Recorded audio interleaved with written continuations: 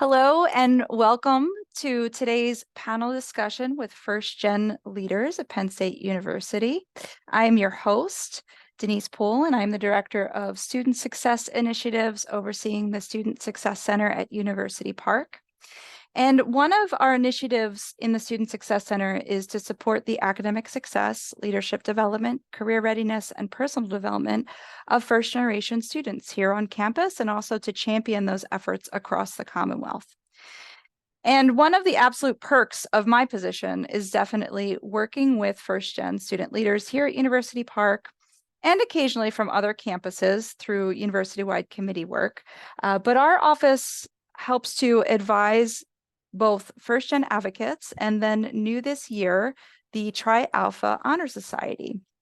So I today am joined by a wonderful panel, but before I go ahead and introduce them, I wanted to share with the community just to highlight some of those leaders that I just mentioned. So here on our screen are the executive leaders of First Gen Advocates, which is the primary first generation organization at University Park. This is a phenomenal group of students that I have had the absolute privilege of working with over the last year.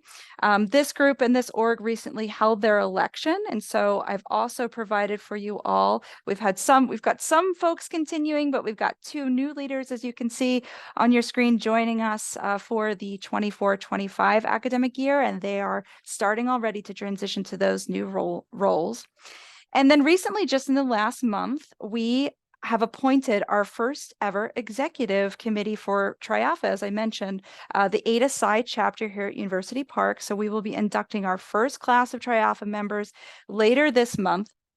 But here on the screen are our 5 executive board members, and we are joined on the panel by one of them today. So we have leaders from both of those groups with us on the panel. So it's a smaller group with us today, but we are going to have a robust and in-depth conversation about their leadership positions and their experience as leaders, first-gen leaders at Penn State. So again, with us on our panel from First-gen Advocates, we have our continuing president, Natalia Guzman. And we also have Michaela Gregory, who is our VP of Involvement. And then joining us from the very newly appointed executive committee for Tri Alpha, we have Ariana Harris with us, who is our vice president. So thank you all for agreeing to join this panel and for your patience with me as we kind of tied together some loose ends and got prepped for today. But we're going to now have you introduce yourselves. So if you could take your turns, and I'll just say your name, if you could introduce yourself to our participants. We'll start with you, Natalia. Hi everyone, my name is Natalia. I am currently studying biology. I am a third year and I'm from Tysons, Virginia, which is near DC, I would say.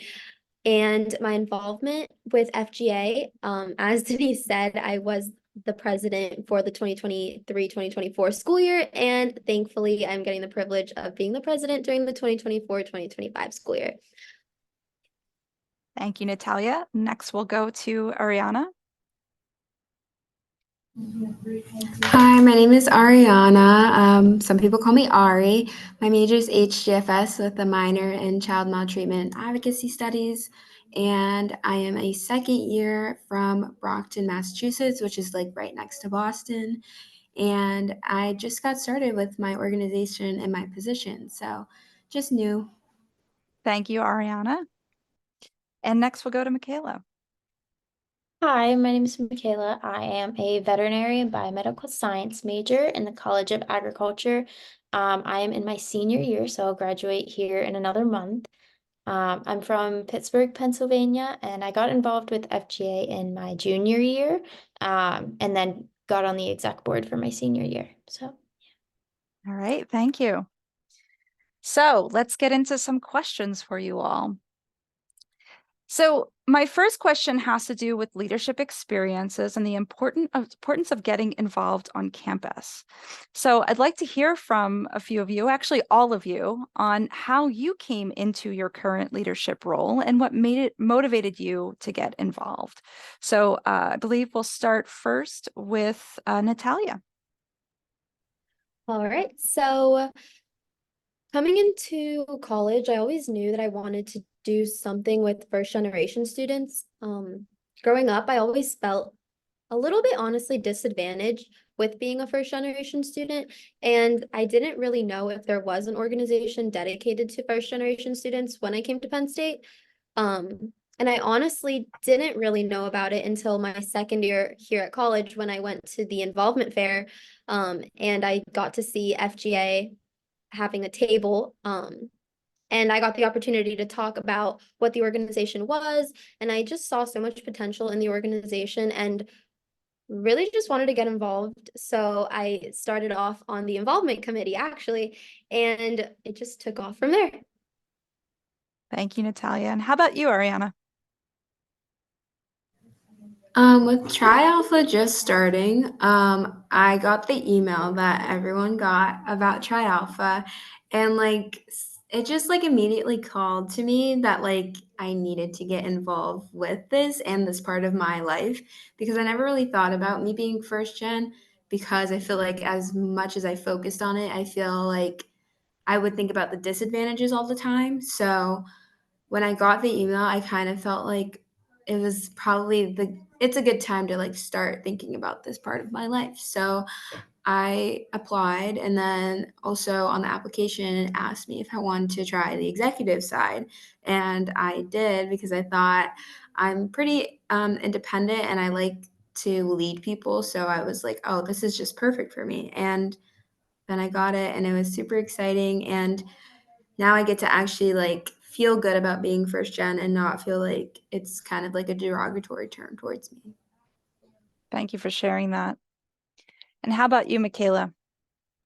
I first learned about FGA during my junior year. I'm a change campus student, so a lot of me was new to me on my junior year. And I actually went on a study abroad trip with 12 other first gen students, and that's when I learned about FGA. And I knew I wanted to get as involved as I could in my short time here. So it felt just like a really good fit. And then I went to a meeting. I really liked it. It was small and intimate and like personal. And that's when I kind of got more interested in it. And then I applied for the exec role, and it's been exactly what I was looking for. So, yeah. Yeah, it makes me laugh. Little did you know what you would be getting involved with the involvement position. But we'll talk about that a little bit more later in our conversation. All right, thank you for sharing. So one of the challenges that I think many student support professionals and faculty and folks across campuses face is really trying to figure out how to encourage the students that they work with to get involved. And so I'm wondering if you all wouldn't mind sharing a bit about maybe some tips for our participants today on how they can encourage those students that they're working with to see the benefits of getting involved, and what are some actions that they can take to help more first generation students see the benefit in it earlier, right? So in their first couple of years, because I think sometimes first generation students maybe take a little bit more time to kind of see why they should be going after these opportunities. So what suggestions do you have? We will go to Michaela actually first. I definitely agree. The longer I'm in FJ, the more I kind of realize that when you're in your first few years, you're just not looking for these kind of opportunities, and especially with like professional development organizations, it's sometimes hard for first year students to like really look to their future. So I think bringing it kind of down to their level is a good way to kind of capture their attention. Like interesting graphics and promotionals are like the easiest way to get the word out there. But I think like having interesting food and like fun events and activities and different things that you would see and be like, I want to go to that, is really important to get some of the like freshmen and sophomores more involved. But also, you can only do so much. It just takes time as students for us to like get comfortable in places and to be open to reaching out and going into more places. So from the student perspective side, I feel like you need to be open to meeting new people and new relationships. And like wanting to have mentors and advisors and people to help you, but it's so much more worth it once you do get involved. And I think students really start looking at these kind of organizations when they realize that they need to start building their resume and they want to like look forward to their future. So I think the earlier we can kind of instill that is the better. Very, very well said. Thank you for those thoughts. Natalia or Ariana, do you have anything else to add? Actually, I totally agree with you, Michaela. I think that the first step into being able to get these benefits is realizing internally, I need to go out of my way and look for these resources. Personally, for me, the benefit I get is just having a very rewarding feeling of knowing that that I helped someone, whether it's sharing resources that I knew that they probably didn't, to just helping them out in general, like throughout their day-to-day lives. Thank you, Natalia. Ariana, do you have anything you want to add to that? Yeah, I agree with what both of them said, but I think from another perspective, coming from like an honor society aspect, it's finally just getting the recognition that you deserve. Like I felt like a lot of the times, like while I was in college, even in high school, just like feeling that I don't really get the recognition that someone who isn't first gen would get, and I feel like being a part of something like this is that benefit as well as just like having that community and those people around you who are like you. As much as we do want to have diversity and be around people we aren't like, I mean, being around people you are like helps you figure out yourself and the things around you. So yeah.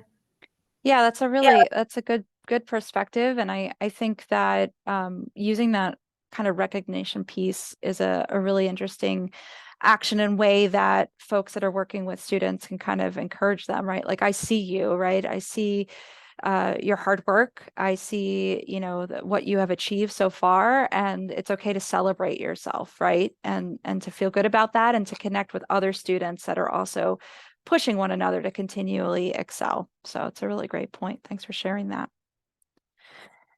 All right, so moving on, we we at the Student Success Center have placed a growing, emphasis on trying to recruit students that are changing campus. Transitions can be tough. So we talked a little bit about engaging students earlier that are transitioning in their first year, but we're also trying to engage students that are almost repeating a first year, right? Like coming to a new campus is like starting all over again. And so we have seen an increase in engagement in some of the both mostly for first gen advocates, but an increase in students that are changing campus getting involved, and we've placed an emphasis there. So I'm wondering if we could just talk a little bit about Michaela, I'll put you on the spot a little bit here because you had transitioned to University Park in your third year. So maybe you could talk a little bit about how being involved helped with that transition to a new campus. Yeah, I will say the transition is overwhelming. It's very hard at first going from a little small, almost high school feeling college to 40,000 people at University Park. So I think the 2+2 is really unique in that way, but there are so many more opportunities here. And the sooner you realize that, the better off you are.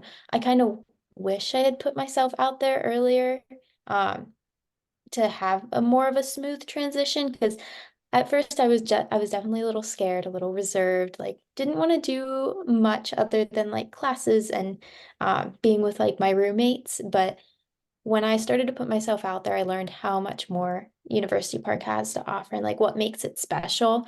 And once I got involved with like the study abroad and I met other first gens and I found kind of like my community here, it definitely helped me feel more connected with Penn State itself.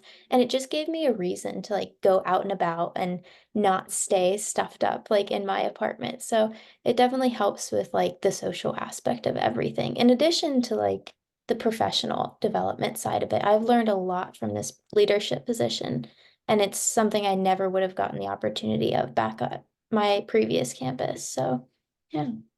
It's great. Thanks for sharing. And Natalia, do you have any thoughts too? I know that we've talked a lot just in your role as president about recruiting students that are transitioning. Did you have any thoughts to add? Yeah, so, well, honestly, personally, coming into Penn State, I felt super honestly isolated and like nobody really was going to come from the same place that I came from. And I think the one thing I needed most was a sense of community and other people that could relate to the same struggles I was going through. And one of our friends who's also on the executive board for FGA, Gigi, who unfortunately couldn't be here with us today, she is a 2+2 student as well. And she expressed, we actually were able to um what's the word, recruit her for FGA during a link up event where 2+2 students got the opportunity to, I believe, come to Penn State and get to know all of the bunch of different clubs. And thankfully, she came across FGA, and she couldn't be a better treasurer, or VP of administration, as we call it now. And I think that just being able to meet these students early on, as in like their first year here, is the best way that we can really make a difference throughout their entire time here at Penn State.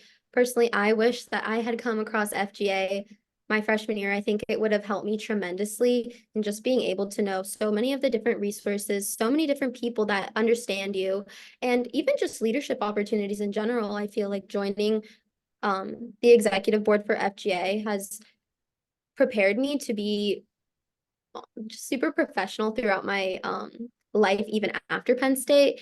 And I just think that the earlier you can get involved with something, the better it is for you, because honestly, if you get involved in something, there is a higher likelihood that other people that have share the same interests as you are going to get involved as well. And I think that that's the best way that you can also just make friends and create the sense of community that a lot of people, especially first generation students, look for. Thank you, Natalia. And then also, Ariane, I know you and I and the newly appointed executive committee for Tri Alpha have talked about this, but I just wanted to note for our participants today that from a Tri Alpha perspective, as more campuses grow and start their own chapters across Penn State, when students are transitioning to a new campus, if they have been inducted at a previous location, they can automatically become a member of our chapter here at University Park and vice versa. So if someone's changing, maybe even finishing their degree, say, and through World Campus, which many students have to for various reasons, hopefully World Campus will have a chapter soon, because I know there's a ton of interest, hint, hint, but there's 5 chapters that exist across, the university so far. We were the 3rd chapter. And so it is growing pretty quickly. We haven't even inducted our first class. So there's 2 additional campuses that are starting their own chapters. So I do think from a Tri Alpha perspective that we'll see a lot of opportunity to grow for 2+2 students as well in that community and space. So that's exciting. All right, so moving on to our final question for this panel. I wanted to talk to you all a little bit about what you're excited about as you look towards the future. So obviously, Ariana, you're in a brand new position. You are starting out, and I think we've only had about 2 meetings with the exec committee and haven't even been fully inducted yet, but it's kind of trial by fire here. But when you look ahead to Tri Alpha, and we'll talk about FGA as well in a few moments, but Tri Alpha first, what are you most excited about in your leadership position for next year?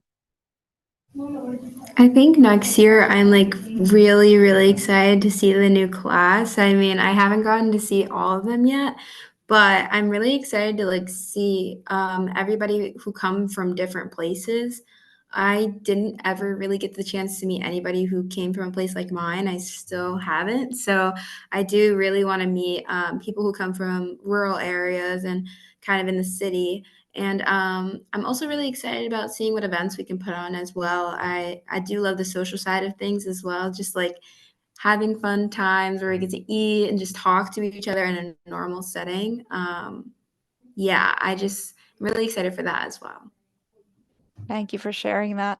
Yeah, and actually, it just turned out just by who was able to be free for this recording today that all 3 of you are actually being inducted to Tri Alpha. So early congratulations to all of you. But it is really exciting to build that new community, and I'm excited to see all the intersections and new friendships that form from that group. So let's move to Natalia next. What are you most excited in year 2 overseeing or leading First Gen Advocates? Well, honestly, aside from being super excited to get to see what Tri Alpha does. I'm super excited to see what FGA gets to do as well. I feel like this entire year and even last year, there's been so much dedication and just so many efforts placed towards setting up a solid foundation for this organization to succeed in the future. And I think that we're finally ready to see all the potential that FGA has and really increase like our member engagement, really make these meetings worthwhile for first generation students. And yeah, I think there's so much potential and I'm super excited. That's great. And this past year, Michaela, your role as VP of Involvement has had the responsibility of overseeing the brand new College Ambassador leadership opportunity. And so I know you've spent a lot of time and hard work cultivating that program and onboarding our college ambassadors from each of the colleges at University Park. What are you looking forward to as that? I know you're graduating here and we're very sad that you'll be leaving, but what do you hope for that particular program for college ambassadors in the future? Yeah, I am definitely really, really excited to see the new VP of Involvement. Her name's Milan. She was actually a college ambassador this year, and she just got basically promoted to the VP of Involvement role. I'm so excited to see how she does in this role because she's been there since the beginning, and I know she'll have so many good ideas to propel it forward. But I'm really excited to see the program now that it has its foundations and its kind of roots set, to see it actually grow and flourish and do what it was built to do. So I'm definitely excited to see some more connection with the colleges and with FGA and just getting kind of the word out there about FGA too. Because I think we struggle a lot with like making sure that it's known about. And I think the College Ambassador program will help with that quite a lot. But yeah, so if you are interested in the College Ambassador program, I think it's literally the best leadership position you could start in. This is perfect for like a sophomore level introduction to leaderships and clubs and organizations within Penn State. So the application opens on April 8th, so it's coming up really soon here. And this will really set you up for success in your future at Penn State and your professional development. The ambassadors I've talked to, I've asked for a lot of feedback from them because it's definitely been a little bit tough getting into the groove. So I've asked them for a lot of like feedback and knowing what we can do better and what has helped and what hasn't. So I think we found a good groove, and our goal for the organization is to build a bridge where they inform the organization of events and provide opportunities. So I'm excited to see that actually come to fruition more. But definitely you can apply, use the link. It's a simple application. There's only a few questions. It's not that hard to actually get the motivation to apply. So there's no harm in trying. Yeah. Thank you, Michaela, and thank you again for all the work that you did, both you and Natalia, in building up that program this year. It has been really great to see those folks really kind of come into their own as leaders.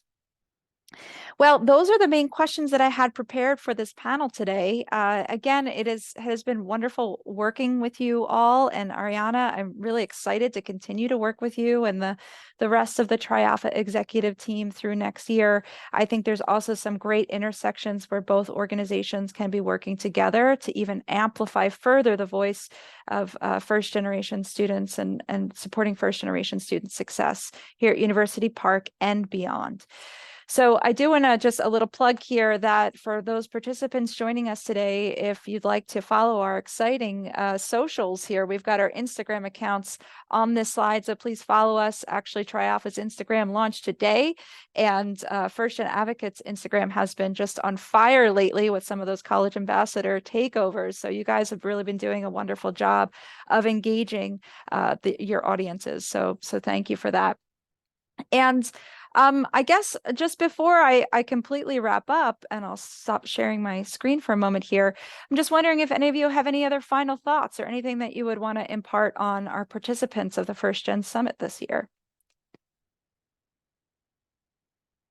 I would just say thank you for actually taking advantage of the resources that we definitely try so hard to give to you. So thank you for being a part of that and making our time worthwhile.